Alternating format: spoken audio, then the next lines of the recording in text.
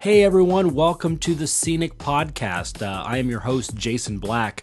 I am super excited that you're listening to this today and to actually be bringing it to you. This is the premiere episode of this conversational podcast. I've been working on it for a little while, trying to get it going, getting some people interviewed and getting it all set behind the scenes, and now it's ready to be presented.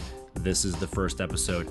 My guest that I spoke to on this episode is Jason Sadie.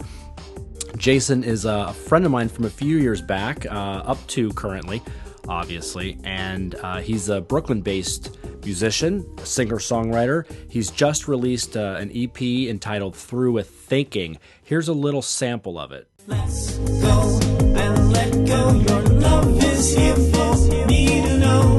Let's go and let go. I'm through with thinking. Let's sink in the sea of our waves of energy. We are being. That is from his track, We Are Being. Stay tuned after the podcast to hear the entire song. We'll have the entire song played with its entirety. So, without further ado, here is the SceNYC Podcast, episode number 1 with Jason Sadie. You know, I Just settle in. Get your. do some blow. Do you have headphones, or do you want headphones? Yeah, let's do headphones. Do you want to use these? They're little. Wait, I have headphones. Do you have headphones? Right on. Let's get it. Get it, and I'll plug them in. Say, I have my chatty pants on, but my cantankerous shirt. Okay, that's perfectly fine. Sorry. That's not gonna work. All right, this should be interesting. Old chatty pants. This will be good. All right. You have a slew of questions? No questions. We're just talking. Oh. I got no questions, man. Lots of questions, no answers. Okay, How's it going? good. How was your Are day? we recording right now? We are. Oh, because I can't hear myself.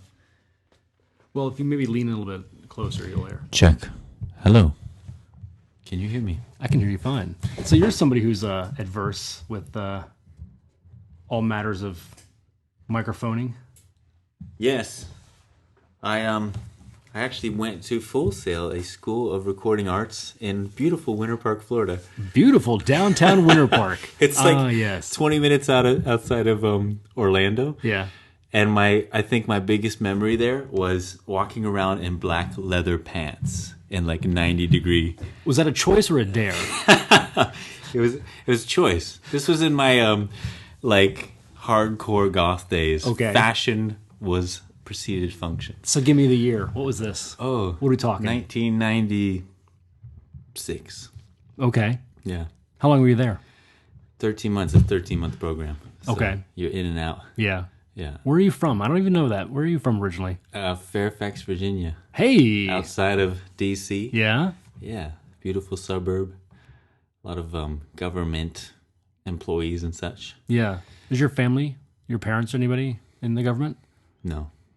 Are you stay are as you far saying away that? from the Are you saying no because you're legally not able to, or is this Exactly. I'd have to chop both of your arms off. Oh, that's not cool. It's very violent. That's See, I saw Chappie last night, which is a Okay. very violent film. So you were saying, what is that about? I don't even know. It's about a robot that develops consciousness, and the story kind of spins off from there. And That's my second favorite type of movie. what's your first? Whores. Whores? Well, it's an excellent choice.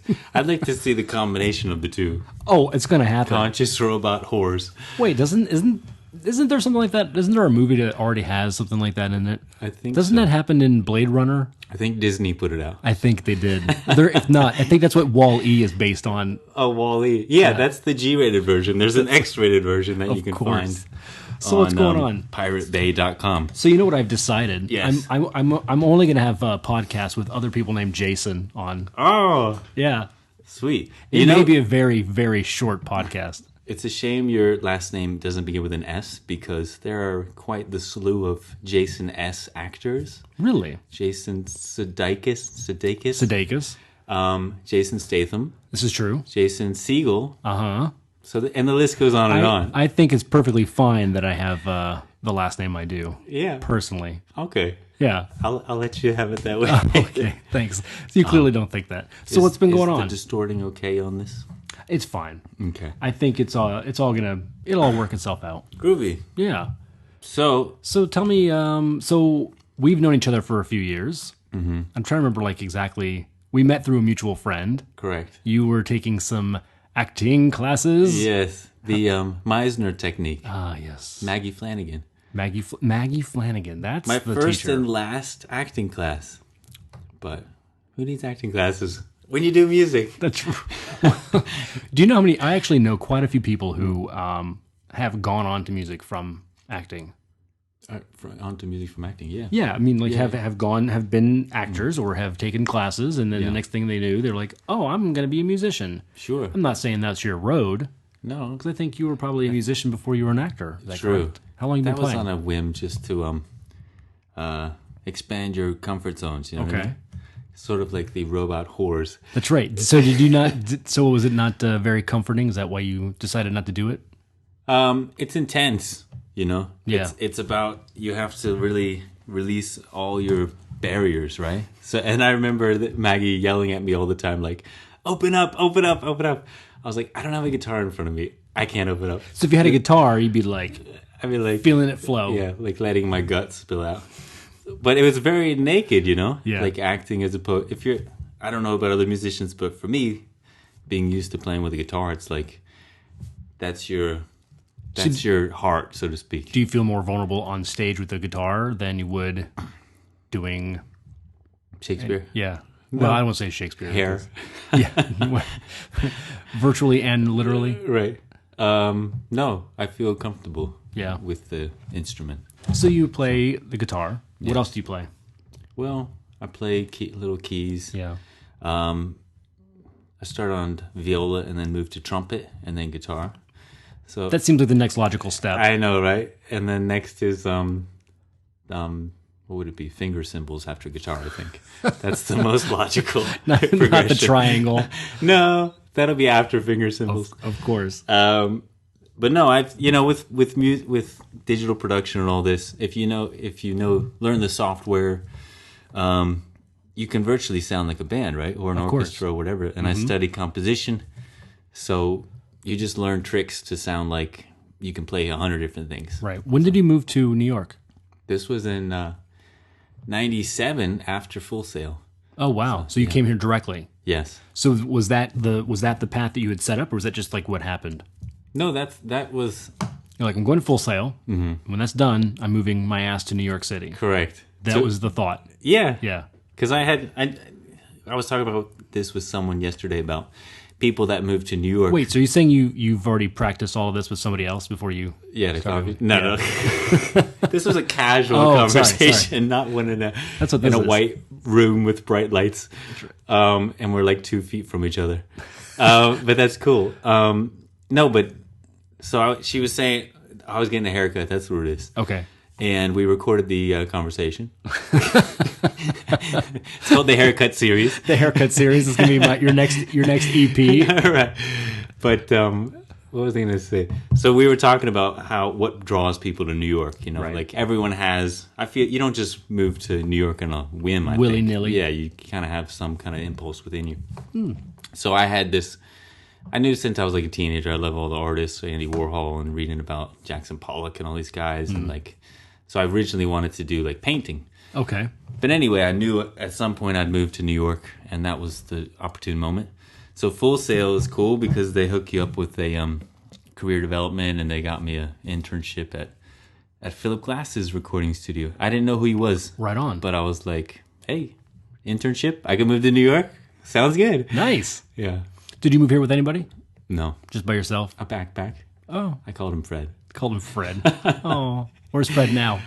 Oh, Dead. yeah, exactly. The bottom of a dumpster. Oh, that's exactly where he should be. Yes. What? So did you move immediately to Brooklyn? That's where you're at now. No, I moved to the McBurney YMCA in Chelsea. Oh wow! How long were you there? So, about a week was all I could take. Okay. But it was pretty sketchy. What's that like? Even in the mid to late 90s, People Yeah. forget, like New York, even Times Square was all seedy, and you had all these like seedy shops and such. It wasn't like Disney World like it is now. Right. There's a lot of people who actually miss that. Yeah. Oh, missed that. Yeah. Oh, they missed that. I mean, I have a lot of friends who were like, who were in New York back in the day, in the heyday of the porn shops and the seediness and throughout, but specifically in Times Square, and they kind of miss it. What do you think of that? Do you miss it? Not so much. Yeah. But I mean, It's a fine line. New York has lost some of its edge, but I think that happens.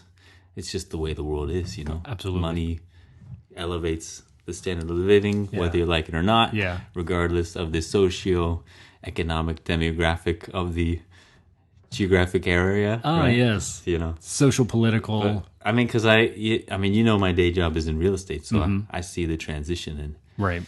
in Brooklyn, and you just, if you're not growing, you're dying, Jason. That's the way I look at it. Oh, poor Fred. Yeah, he couldn't keep up with me. He couldn't keep up with the demands. I ripped off his straps, and that was it. So let's talk about your EP. So Yes. I got to come out and see you perform at your EP release. Yep, you did. I did. Thank you for coming out. No, That wasn't the. You didn't have to thank me again. That's not what I was fishing for. I want to talk about your EP. Yeah, absolutely. So this is a new project called R.I.K. It's 3 words. And the name actually stems from the name of the EP, which is Through with Thinking.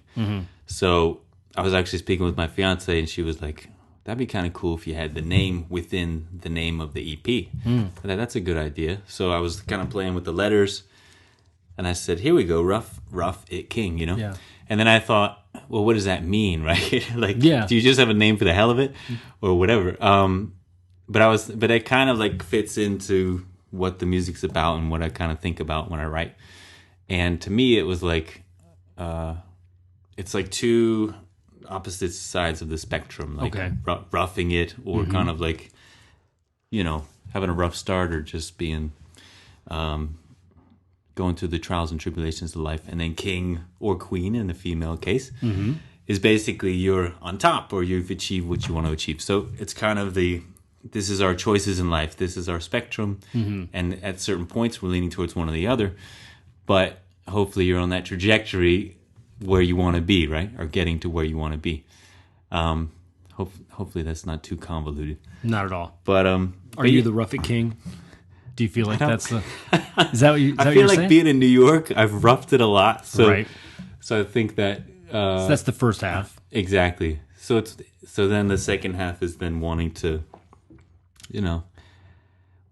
come out on the positive, coming out of the meat grinder in a positive way, Right. and then providing some type of inspiration, hopefully, to other people, or Yeah. something positive from all the struggle, so to speak, right? How long did it take you to write that? About a year, really, with the production, because a lot of the writing involves doing the production simultaneously. Right. So about 8 months to a year. It's all, recorded in a home studio. Then my buddy Ryoji Hata, who does a lot of live sound in the city, mixed it. Right did on. a great job, and then mastered it. Yeah. Yada yada. Right on. Yeah. Questions? So, no, I have time for one more question. Okay. No, not really. Okay. So then, obviously, so this is the thing that you've been working on for a year, but you've been doing music for a long time, Yes. off and on throughout the city. Yeah. Out of the city too. You were in. You have to remind me. Was it Korea? South Korea. Yeah. South Korea. Yeah. How long were you out there? 6 months. You were teaching English. I was teaching English, because it just seemed like a good idea at the time. Would you do it again? Absolutely. Yeah. Maybe not. I wouldn't say at this. I don't think I would do it again at this point in my life, but I would certainly suggest to other people to do it if they're in a. I feel like it's for a certain Right. period of your life. Maybe like mid-20s to early 30s or something. Was it something that you felt like? So, like in hindsight, obviously, do you think that was something that you wish you had done earlier? No, I think everything It was right at the right moment. exactly. Yeah, most things happen that way, hopefully. Yeah, and if they don't, you have to roll with the punches. This is true. Well, even then, so whatever it is going to happen exact right time and moment that it's supposed to happen, right? Yeah, I think so. And I think you can't bemoan the fact of something didn't happen when you wanted to, because then you're not starting from where you are, you know. And that's, I think, musically, just, you know, all musicians, especially nowadays, these days, you kind of get the whole celebrity, and with the internet and stuff, people are so focused on success and like the, you know, having 1 million views on YouTube and what have you. But that's not really the way, to me, that you want to focus on. It's so easy to get wrapped up in the external world, or saying, well, I should have made it by this age, or I should have done this and this and this. But it's the same way of thinking, where you are is not the right moment. I'm through with thinking. There you go. And I see how you I see how you threw that in there. Oh, yes. Yeah, no, I'm just playing with No, but that's it's that you picked up on it, though, that through with thinking comes from that song We Are Being. And it's kind of talking about that. It's talking about how you have the present moment, basically. So for good or for bad, be there. Yeah. Well, is that part of, remind me, is that part of like Meisner? Like, isn't there something to, to that? Because, like, I mean, obviously, even whether it was intentional or not intentional, obviously the things that we do in our lives, they inform who we are, the decisions we make. And so if you had intentionally or unintentionally had gotten to that point where you're, you know, what am I trying to say? You've gotten to the point where the things are informing you, right? What am I trying to say? I've completely blanked what I was trying to say. It's okay. So no, Meisner. Well, I mean, Meisner is about being very present and having, that's it. Yeah. And having your emotional reactions have to be real, right? Exactly. So an example, maybe you heard this exercise where you have to pick an activity in Meisner. It's supposed to have a degree of difficulty, like putting together some like complicated model airplane or something. Sure. Someone comes in and interrupts you, and then they say, "You're building a model airplane," and then you respond, "I'm building a model airplane." That's right. So then you kind of play this ping ponging, but the point is that your response is supposed to be emotionally based on your reaction to the other person interrupting you, and then 9 times, basically the whole gist of the exercise is to get to the point where you're yelling at each other, right? But it has to be real. It has to be real frustration and anger, and all this and that. And I was like, I don't want to yell at this person. You had a tough time with that game. I did, because I wasn't letting go to let myself be affected by this person. Sure. I'm like, it's okay. Like, we're only human. We all make mistakes. So you were looking at it like you didn't want to be, again, I guess, in the present of that moment. You were trying to keep it aback and not express what you were exactly thinking, because you were, or feeling at that moment, because you're trying to, keep this person's feelings into account. You're thinking about, that's it. You're thinking about everything that was going on, as opposed to just letting it go. Yeah. And being in that moment. Yeah. So many times we aren't in that moment. Right. We're thinking about the next thing to do or say, or everybody that we see on the street thinking about their phone, looking at their phone, not paying attention to what's going on. Right. You know, I think one of the big things that bothers me now is when I go to see music, everyone watching. I mean, literally watching. Through their phone. I mean, not even, it's right in front of their face. Or if it's off to the side, you can see that person. I was at a show just recently where I watched, for part of it, I watched the guy to my left watching the show through his phone. And he did not look up once. Wow. He was looking at the entire show through his phone. Yeah. They just need this kind of headgear that you put on your head and slap your phone to it. I think it's called was it Pro? GoPro. GoPro. I mean, that's it. Just get a GoPro. And then you can put a helmet on. Right. And then watch the damn show. It's pretty ridiculous. Right. Yeah, I don't know why people feel the need to document so much. If are they really going to watch it later, or is it to post onto YouTube? Or I think I personally think it has a lot more to do with that. It's a lot more of making our lives seem more interesting. So what we tend to do, it seems, is that we'll take a picture of the person or the video or the thing and say, this is what I'm doing. Right. Isn't it interesting? Yeah, it's like So- external validation. Absolutely, right? So you are at this show, and people tend to. How many shows have I been to, or you've been to, where presumably people bought the tickets to get into the show? It's not a free gig, and they then proceed to stand there and talk to their friend while the show is going on. Sure. Now, what's going on there? You know, are you there because you just want background noise and it happens to be a band? Right. Or, you know what I mean? Like, what else is going on there? It doesn't make any sense. Yeah, I'm not sure. I think there are varying levels of music enthusiasts, really. I mean, Sure. there are some that will, like ourselves, I think, would be, if you're there, you want to be fully engrossed in the experience. Right. You can tell people about it later. You can snap a shot and show the picture wherever. Right. But there's no real, kind of, like you say, like, it takes you out of the moment to just thinking about, I need to record this for Sure. either posterity or to put it up on Facebook or YouTube. It's like, I'm passing this video down to my children so they can see. yeah, and odds are someone else is recording it, so you don't have time, to record it anyway. Exactly. Well, so that's the thing that always blows me away is when you see the videos of people at, I mean, just historic moments, right? So someone's at, I don't know what it is, whether it's like a presidential inauguration or it's something that's monumental, and they're taking a video, or award shows. People are taking videos at like the MTV Music Awards or whatever. Right. Well, you can just watch the music awards Yeah, sure. on TV. That person is going to actually be higher definition than they are being there right in front of your face. Right. It's habit, I think. You think so? A lot.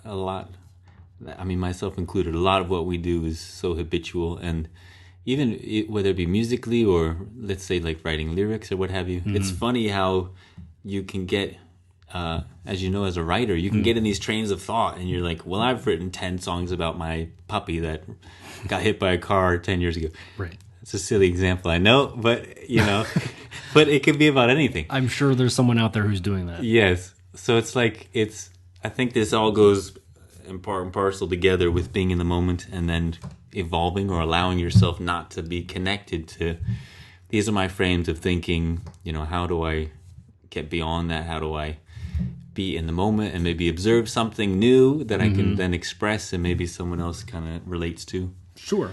So, Yeah. So what are you working on? Are you working on anything now? What's going on? yeah, I'm now I'm going to write a mixtape, which basically it's going to be like your old school 4-track tapes, which Yeah. I used to do when I was 17 in my bedroom. Awesome. But I'll use a computer this time. And the cassette tape will DOS? yeah, exactly. I'm going to use a Commodore 64. Yes. Like completely. Texas Instruments. After you finish playing Burger Time, Yes. you'll and hopefully there's MIDI on there too. So otherwise Hopefully. it won't do much. But what was I going to say? Oh, but basically it's going to be like 10 to 12 songs, just like demos, I think. And then I'll just release it on SoundCloud or different web, YouTube, what have you. And I kind of just want to get people's feedback and say, which songs do you like? And then those will be the ones that I'll then get properly mixed and finalized. Because one thing that I noticed with this EP was that the songs vary a lot, right? And then when you play them live, or then people then hear the finished EP, they'll say, "Oh, I love this song, is great. Do more songs like this song." And then you're like, "Okay, what about the other 4?" but that's just how it is, you need continual feedback, and then that's what you get by performing live as well. Well, different music is going to speak to people differently, right? Sure. So someone might go, "Oh yeah, I love the second track. It's my favorite. The other ones, they're good, but maybe this one's the ones that speaks to me." Right? Yeah. But that's, I think, thematically, it depends on how you want to write. So if your entire album is like a theme, which sometimes is really great. I mean, there's some artists who have put out some fantastic music that all sort of bleeds into each other. Sometimes artists try it and it's terrible, Right. and it doesn't work. Yeah. So I mean, I think it must be a hard balance. Yeah, I mean, I think it depends on what comes out of the person and what their overall vision is of the. But any major artist is going to have a big chunk of B-sides. We don't really release B-sides much these days, but you're always excited to hear the B-sides, right? That weren't on albums. I completely am that person who's like, give me more. Exactly. And then you hear them and you're like, why wasn't this on the album? This is so good. But maybe it's only because it wasn't on the album that you think it's so good. Sure. But they tended to be... Doesn't fit the theme a lot of times too. Exactly. And a lot of times I felt like I was big into this band called Suede. They were called London Suede in the U.S. Okay. Big like '90s Britpop band, but they had a lot of B-sides that I really loved more than the singles and all that. Sure. Because they were a bit more experimental and kind of edgy. So maybe their label didn't want them included, or Yeah, I think so. It wasn't as marketable and cohesive. So you said that you want to release this mixtape as initially on SoundCloud. Do you? Yeah. But you will then put out a physical copy? That's a good question. I'll see what the response is like. It's to me, it's more of a opening up the lines of communication. Yeah. With people to see, because I believe in doing what people like. So you don't want to just cater to the masses, so to speak. Mm-hmm. But at the same time, I feel like an artist's responsibility to some degree is to give something that people want to hear. Absolutely. So I'd rather, put out a bunch of stuff and then people say, I like this stuff. Let's polish this up, and then I'll be into this. And then I was even thinking of kind of giving it away just for people who join the mailing list or like the Facebook page or whatever. It just is like, it's a little nice freebie, Sure. And then it hopefully gets them hip to what I'm doing, and then down the road they'll want to hear more. Yeah. Well, I mean, so I was going to ask you, because the reason I was asking that is I was wondering, like, obviously we're entering this age in which people don't really buy physical copies of things anymore. Right. I mean, do you still buy physical copies of CDs or albums or I don't. books? Books, I love books. So I love paper books. Yeah. But that's me. I like the tactile feel. I write on the books. I use a marker, Sharpie marker. Oh, right on. So you make your notes and annotations and... Yeah, it's just, I find it very, what's the word? It just helps me process it better, And it's more interactive in a weird way. So music you pretty much download or listen to? I do, yeah. I mean... for free on like SoundCloud and other services that... Yeah, even iTunes, I'll just download a song that I really want to hear. And, right. I want to support the artist, but there's an interesting label. I forget the record label that it is, but they're doing basically streaming monthly subscriptions to the website. So all the artists are going to be streamed online. Okay. And then you pay like a little subscription fee. And a lot of artists are doing this themselves. So they'll do like a, whatever it is, $5 a month, monthly service, or $1 a month. So basically you're part of my fan club, and you'll hear all the stuff I've released over a month through streaming, and you'll get freebies, free tracks that haven't been released before. I think it's a much more, everything with social media I feel is like going, artists and the audience, they want to be friends, right? We all want to connect. And we all want to be friends. No, it's true. Well, with the people you want to be friends with, right? but there's like, the barriers are really dissolving, I think, between the whole celebrity versus... Oh, no, I absolutely agree with that. And I think people are that's the good and the bad thing about social media on some extent. I mean, I love listening to podcasts, and I think a lot of people that I've listened to who are actors more than musicians, they really like the fact that they have, a site like Twitter in which they can immediately contact with somebody who they would never, ever talk to. Sure. There are people who absolutely hate it too. Right. And because it does allow us to get this rage or make comments that we have no business commenting on in such a hateful way. Sure. Whatever thought comes to our brains, we can just put it out there, right. Just this hate. And so I think in a lot of ways it backfires on people too. Yeah, it's a weird time we're living in. It is. It's the beginning of the end. The end of the old way of thinking, I think. But I mean, I agree with you. I think part of the interesting aspect of it too is if you're on the other end, let's say you're the entrepreneur, you're the whatever entertainer, you now have this obligation to reply, at least to some degree, to what's coming in, right? You can't reply to everyone, but now a portion of your day is taken up with maintaining this social media, whether this it be connection. Twitter or Facebook. And then if you don't do it, you seem like a jerk, right? Yeah, absolutely. So it's kind of up the level of entitlement that we as the general public feel. that they owe us something because Sure. they're on the same social network as me. So You can't do the old school way, which was sit down, write a fan letter, Right. like my mom would have done probably back in the 60s, write a fan letter to someone and then get a form fan, Right. response letter with not even a real signature, like a stamp, but Yeah. they were all convinced. Oh my God, they wrote me back. we can make that app, I think. Oh, I think we should. I would love that. Yeah. I mean, you're right. There's positives and negatives, and I think as this evolves, we all learn what's kind of how to deal with it, and kind of what is socially courteous, I guess. But I think overall it's for the best, Yeah. But it's just about learning how to. People are going to have extremely ridiculous expectations, whether or not there's Facebook or Twitter. Just in general in life, there's going to be the people that walk around with a chip on their shoulder, and there's going to be people that are very generous and want to help people out. So I like to think that you kind of meet the people that are kind of hopefully on your wavelength. That's not always going to happen 100% of the time. But Have you ever gone to see a show and then waited after the fact to meet the person, like whether it's a band or going to a play?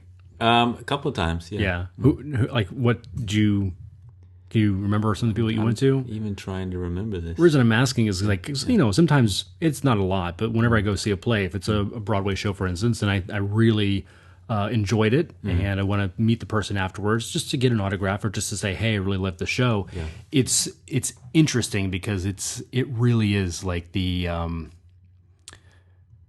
everybody that shows up. It's the DMV of like the theater crowd. I mean, you get some people who are fanatical.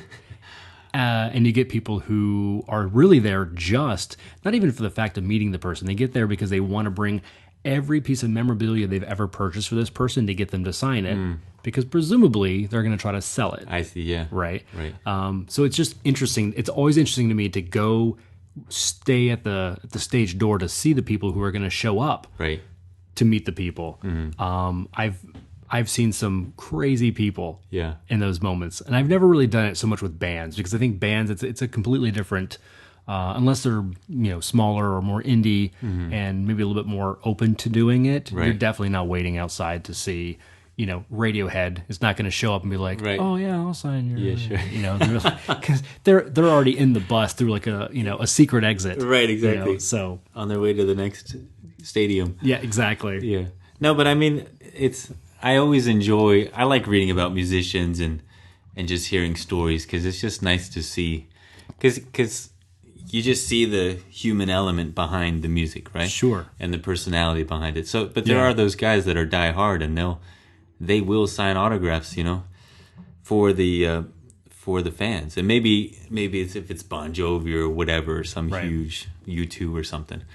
They don't do it as much these days, but I always do like hearing the stories of those guys that spent like 10 years doing it, Yeah. Because there are artists that never did it probably or Of course. Yeah. never felt the need to, but Right. I think it shows the fans that are willing to stay behind, whether or not they're looking to capitalize off of it or not. Yeah. There's a barrier to entry, right? They have to be willing to stay and show their dedication. Yeah. And then versus the social media, like you said, anyone can just boom, blast anyone. So you're on social media? Social media. Are you on social media in terms of like in terms of not you the person, but you the artist? Yeah. Yeah. Yeah. Do you want to plug some of those so you can Sure. get it out there? Yeah, get it out of the way. Yeah. No, it's on Facebook and Yeah. R.I.K and Twitter and my own website, roughitking.com. I'm still learning the social media stuff, and I feel too that you have to bring something to the table with social media, right? You can't just I don't want to be pushing something that doesn't. You need momentum. Does that make sense? So It does. So we have the EP I have for the 5-song EP.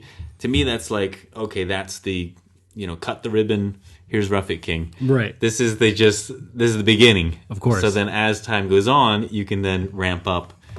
Hey everyone, this is my mixtape and yada yada yada. Yeah. So of course. because I've So you're saying is that you don't want to just inundate it with things that aren't pertinent to what you're doing, right? Sure. So you would not necessarily be somebody who's just going to blast, pictures on Instagram of just a bunch of crap, Yeah.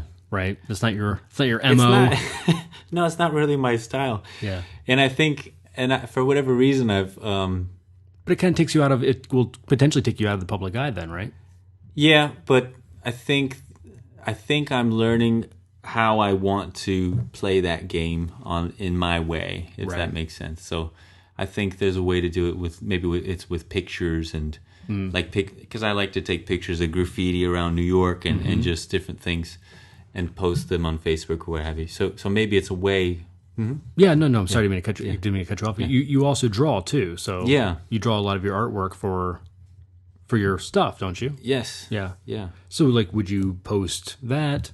Sure. I mean, like I'm doing a T-shirt now for R.I.K King, so I'll post those designs, and once it's done, that it's available and such. Yeah.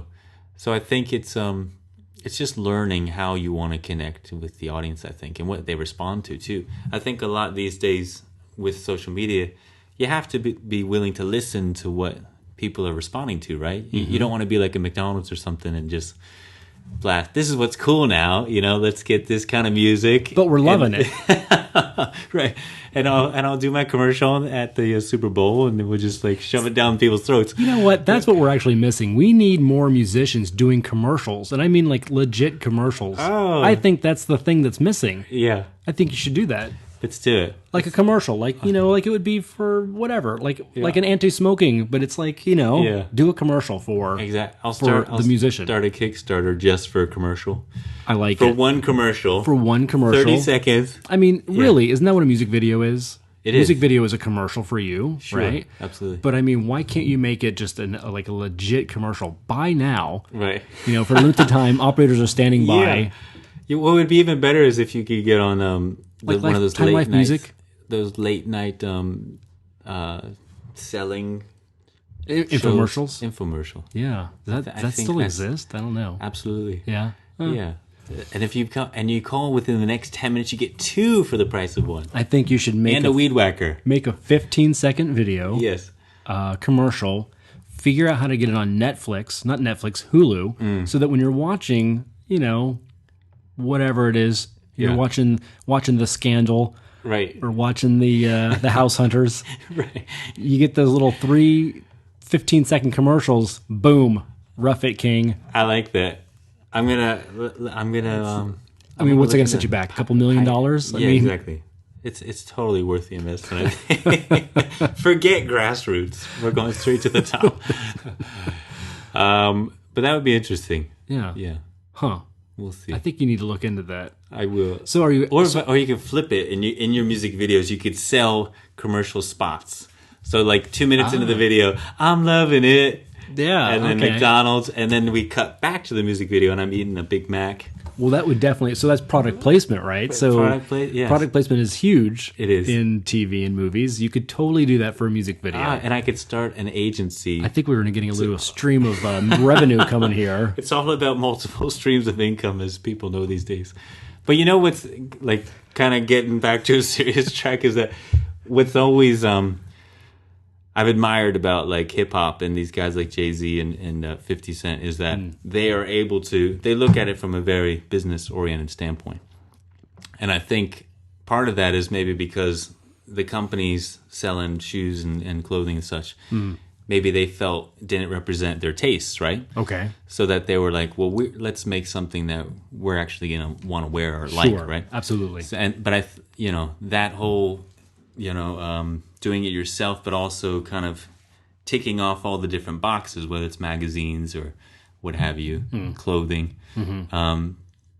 because it creates this world around their music. It's not just about the music; it's about the image. It's about their lifestyle. Brand. It's a brand. It is a brand. Yeah. So you're right. That's exactly what they're doing. Is they're building a brand, and I know that there's a lot of people too, musicians and artists, and anytime you hear about somebody trying to trademark their name, that's what they're doing. It's a brand. So when you say this person, there's a whole image that has to be associated with it. Sure. Right? Yeah. I mean, I think there's some benefit. It's also seems a little douchey, Yeah. you know, on some Sure. level, but I Yeah. completely understand what you're saying. I Right. think if you look at things, a lot of things, whatever it is, as a business aspect, there's a lot of sense to it. Yeah, yeah. Well, I mean, there's a way. I've always kind of envisioned artists helping artists, and I think that's happening more and more these days. And so, for example, this band called The Values, which kind of blues rock band, sent me a message on Twitter and say, "Hey, R.I.K, you know, nice to meet you," and they added me as a follower or what have you. Or they Okay. started following me on Twitter. Sure. So then I hit him back and I was like, "Hey, you know, thanks for the follow, guys. Nice music. I checked it out. Let's do a show together sometime." And this was all just via tweets, right? Yeah. Out into the public, Of because it's course. like, who cares, right? Right. It's all public. Everything is public. Give the people what they want. Exactly. And they said, "Yeah, great." So then now we're in the process of putting up a show and then working with a couple of the buddies of theirs and other bands. Yeah. So that's the beauty of that, is that kind of coming to venues, quote unquote, the marketplace, and saying, "Here's our bill. You know, you don't have to do anything else. This is the night we want to put together. Here's the lineup. What do you say?" I think this is the right city for that kind of thing. I mean, the amount of people I've met, musicians and whatnot, who have played with each other in their bands, whether it's the drummer, the bass, or they've done something. They've created super groups out of other bands. You know, it's so, for lack of a better word, incestuous. Right. In the music, industry Yeah. in this city, at least what I've seen. I mean, Sure. a lot of people support each other, go out and are just big fans of each other. Yeah. Which is fantastic. I think that's sure. really amazing, as opposed to people tend to be in the acting world, in it for themselves, even though they're up for parts that are vastly different. There doesn't seem to be as much of that Yeah, yeah. from what I've observed. Sure. Yeah, I mean, I think acting, having gone to some auditions and stuff, acting, the difference with acting, and the thing that I enjoyed it when I did do it, but part of the thing that was a bit frustrating is that you're not in control. You're not in control of the creative product, so to speak, or the work. Right. So you're there to fit the role, and you Yeah. got to match what they want. Yeah. And you don't have total control over that. You do what you do. If they like you, great. If they don't, move on, and hopefully you find the right connection, right? But in the music world, if you write the music or you're in the band, it's you. It's your little team, and then you get to go and share and spread that with others, and then hopefully you connect with the people there. Right. But I think there's no reason to, like you say, though, it is easy to come from this competitive mindset, as though there's this limited number of, even as musicians, slots in Sure. music festivals, or Sure. the whole charting system and all this, Right. There's only top 10 slots, right, for songs. What? I know, the math just doesn't add up. I'm not good at math. I'm sorry. So you just gotta do you, right? Yeah. As they say. Yeah. Be yourself, and then the people that resonate with it will come to you. Yeah. That sounds great. Yeah. Well, we're about out of time. Is there any? Yeah. It was very quick. It flew by. It's that's generally not the case when people hang out with me. I've been told many times that it's such a grueling process. So, No, but I don't. thank you for Do not believe it. chatting with me, my friend. Yes, thank you for having me. So, any other last minute things you wanna say? You wanna plug anything? Yeah, I mean, I would give a just show say- coming up or anything. What's up? Give us any shows coming up? Stay tuned for shows coming up in April, May Okay, with the Values. nice. So just check out roughitking.com, Yeah, and there'll be details there. sounds good. Yes. Thanks, brother. Thanks, Jason. Yep. High five. Yeah, high five.